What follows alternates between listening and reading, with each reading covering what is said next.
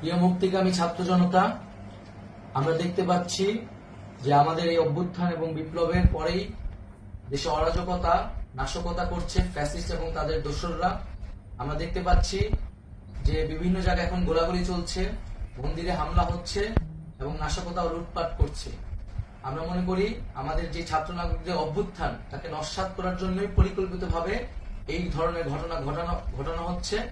আমরা মুক্তিকামী ছাত্র জনতাকে সজাগ এবং সতর্ক থাকতে আহ্বান জানাচ্ছি এবং আমাদের যে অন্তর্বর্তীকালীন সরকার, আমরা সেই সরকারের যে প্রস্তাবনা 24 ঘন্টার সময় নিয়েছিলাম, জরুরি পরিস্থিতি মোতাবেক আমরা এখনই তার একটি রূপরেখা ঘোষণা করছি।